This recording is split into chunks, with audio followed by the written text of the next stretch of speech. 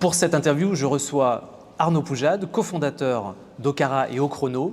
Alors Okara, Ochrono, déjà une belle réussite, 180 marques horlogères, puisque nous on parle d'horlogerie, plus les marques de bijouterie. Arnaud, comment tout ça a commencé il y a quelques années? Alors, bonjour, merci de nous inviter, de m'inviter. Nous étions dans le diamant, avant, dans le trade. Nous avions un bureau à Anvers et nous travaillions en collaboration avec des équipes en Afrique. La crise des subprimes est arrivée en octobre-novembre 2008 et du coup on a perdu nos filières là-bas et on a essayé de se réinventer. Donc on est retourné sur notre pays d'origine qui était la France et on s'est dit pourquoi pas amener le diamant sur Internet et c'est parti de là. Donc quand vous dites on, vous étiez déjà plusieurs cofondateurs potentiels d'Okara à ce moment-là? On était 3 associés sur les 5 aujourd'hui. Très bien. Okay. Alors l'évolution, puisque maintenant vous avez un peu de recul, depuis la création d'Okara et Ochrono, sans venir du monde de l'horlogerie jusqu'à maintenant, comment ça se passe? Parce que l'horlogerie, à l'époque, est un monde un peu raide. Comment on arrive en étant un outsider? Alors oui, c'est tout à fait juste.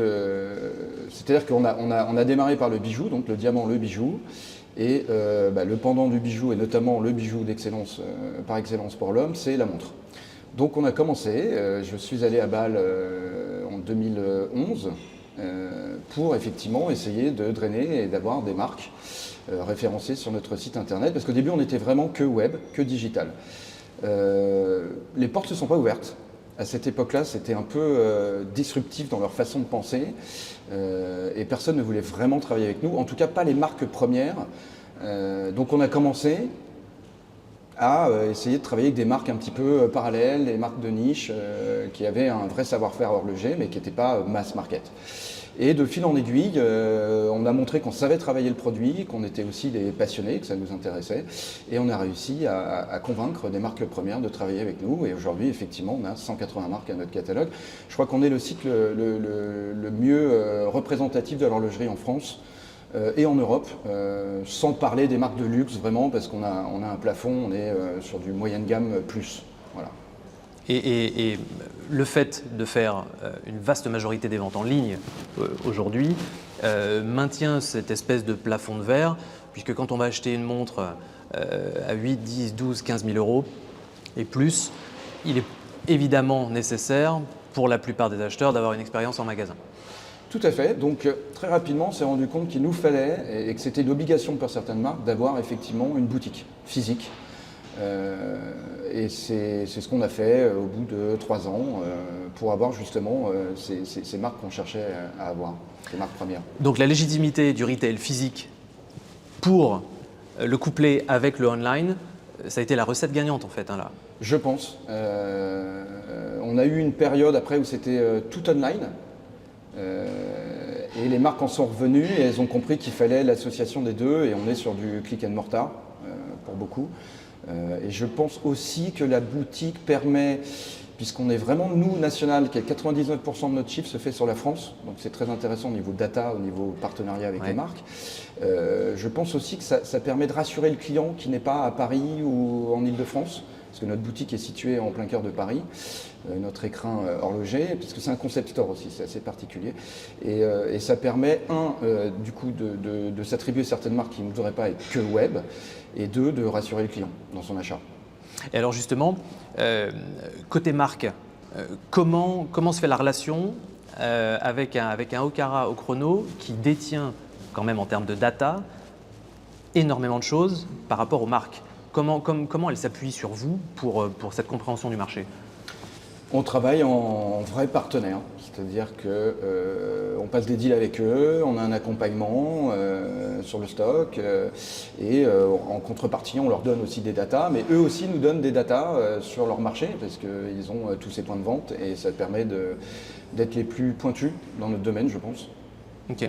On parlait de retail, l'importance du physique. Okara aujourd'hui a une boutique rue de Rivoli à Paris. L'ambition future pour le retail d'Okara en France, comme on le voit chez certaines marques ou chez certains détaillants, est-ce que ce n'est pas la multiplication de ces points de vente pour être au plus près et pouvoir donner des bornes d'accès à la boutique à Lyon demain, à Nantes, à Bordeaux, à Lille? On est en train de travailler là-dessus, sur ce sujet, effectivement, d'un développement dans les grandes villes de France, en partenariat avec un groupe et quelques marques qui nous suivraient pour un accompagnement financier, parce que c'est beaucoup plus de stock et il faut de toute façon, pour un point de vente, être rentable. Nous, notre entreprise est rentable, elle est bien gérée. On essaye de... Voilà, c'est chercher une croissance, mais une croissance intelligente et rentable. Alors ça, le point du stock, extrêmement important, Oui. parce que très frustrant pour un client d'être à Lille et de voir que la montre qu'il voulait est effectivement disponible, mais au magasin de Marseille. Oui. Donc là, potentiellement, il faudrait multiplier le stock pour avoir le maximum de références dispo dans chaque lieu physique en France. Oui, exactement. Alors, ce qu'on essaye aussi de faire dans notre boutique, c'est d'avoir au moins une référence, enfin, une montre qui est représentative d'une gamme. Oui. Ce qui permet pour la taille, pour essayer, même si le cadran ou la finition n'est pas la même, au moins il peut l'essayer et se rendre compte du produit. On voit ce que ça donne au poignet, même si la déclinaison de cadran n'est pas forcément celle que l'on recherche. Exactement, donc on a quand même une expérience positive. Il y a un contact et c'est important puisqu'on rappelle qu'une montre portée, c'est le seul moyen de savoir si elle vous va. Exactement, il y a une notion, peu on en importe parle sa peu, taille, mais... peu importe... voilà. Pardon, mais il y a une notion de confort, effectivement, ce que vous décrivez. C'est très important. Et pour les tailles aussi, aujourd'hui, on voit hein, sur le marché horloger la croisade contre les grosses montres. Oui. Sauf que ce qu'on oublie, c'est qu'une montre qui fait 42 mm peut être tout à fait portée par un poignet plus modeste en termes de taille, si les proportions de la montre le permettent. Alors que ça peut paraître énorme si les proportions ne conviennent pas. Donc, encore une fois, essayer en magasin devient complètement primordial.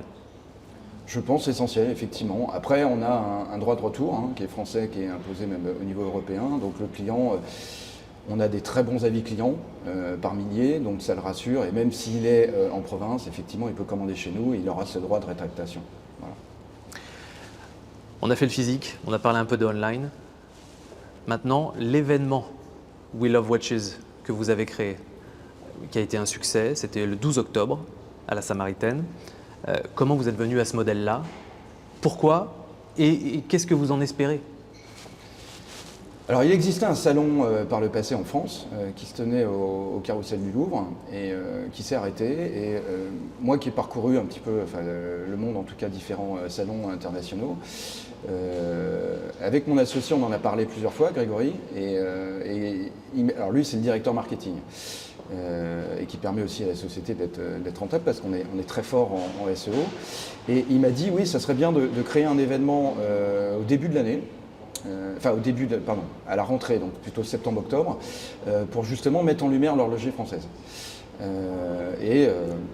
Par capillarité, ça parlerait aussi d'Okara en tant que revendeur, donc tout le monde est gagnant.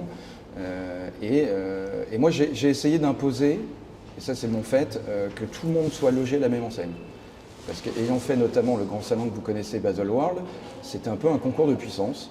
Et ce que j'ai cherché à faire, c'est vraiment chacun la même vitrine, le même kakémono, donc le même visuel, et on parle produit. Le package est standard pour toutes les marques. Exactement. Les grosses, les petites, les anciennes, les nouvelles. Exactement, et tout le monde est content de ce format parce que ça permet une proximité. Et c'est vrai que c'est la deuxième année, ça a été plutôt un succès, aussi bien pour les visiteurs que pour les exposants. Et cet échange avec les passionnés nourrit les marques, parce que souvent elles n'ont un feedback que par les revendeurs. Et le message n'est pas forcément direct ou peut être tronqué. Et là, elles ont vraiment des personnes qui leur parlent effectivement des proportions, de la couronne, de la lunette, l'épaisseur, de l'entrecorne. Voilà, et ça les nourrit pour eux plus tard développer et ressentir le marché. Donc là, c'est le retour marché en direct que les marques prennent. Elles viennent prendre ce feedback. Après le salon, après avoir discuté avec les marques qui étaient là, est-ce qu'il y en a qui ont eu des surprises? Ah mais toutes elles sont surprises. Toutes elles sont, comme je le dis, elles sont vraiment nourries, quoi. C'est vraiment une expérience qu'elles recherchaient. Et toutes me disent, l'année prochaine on sera là. Voilà. Donc cette année, combien? Presque 80 marques hein? Un peu plus de 80 marques. Un peu plus de 80 marques. 87 marques pour être précis. Et à peu près 1500 visiteurs avec beaucoup de presse. Voilà, donc on est assez content. C'est beaucoup de travail en amont. Je dois dire que sur cet événement, on est un petit peu mécène. Voilà, on arrive à l'équilibre. J'aimerais bien des partenariats de certaines institutions françaises qui doivent promouvoir l'horlogerie et la bijouterie. J'aimerais bien qu'elles nous aident aussi un petit peu parce que c'est encore une fois beaucoup de travail et on ne met pas énormément Okara en avant. On est vraiment, d'ailleurs, c'est We Love Watches, donc ça porte bien son nom. Voilà. Le message est passé. Oui, merci. Donc, sur ce salon We Love Watches, plusieurs montres en collaboration ont été révélées. Oui. Moi, j'ai eu la chance d'avoir la Meistersinger édition Notre-Dame Oui. entre les mains, superbe. Okara fait de plus en plus, j'ai l'impression, de collaborations avec les manufactures horlogères. On essaye, on est de plus en plus sollicité. C'est un travail de Ça vient des marques qui veulent… Alors ça vient de moi au départ, parce que on est vraiment en 360. Enfin, moi je suis tous les blogs à l'international, je lis les forums, c'est beaucoup de temps, c'est chronophage, mais ça me nourrit aussi pour percevoir les tendances du marché. Et c'est vrai qu'on a cette expertise. Donc on a commencé avec une ou deux marques, ça a plutôt fonctionné. Et d'autres marques sont venues vers moi. Je sollicite aussi certaines marques. Ça a été le cas avec Meistersinger. Et c'est quelque chose, c'est un élan qui ne va pas s'arrêter. Et s'amplifier, je ne sais pas. Il faut que ça soit proportion gardée, raison gardée. C'est quoi le rythme idéal des collaborations chez… Alors une collaboration, il faut dire que c'est entre 6 mois et 1 an de développement. Hein. Avec les marques, des échanges, il y a beaucoup. Alors ça reste essentiellement sur le cadran, les index, oui. les aiguilles. On n'est pas sur un travail de boîte qui demanderait au niveau industriel beaucoup plus ni de mouvement, et ça a peu d'intérêt pour le client final. Exactement. Voilà.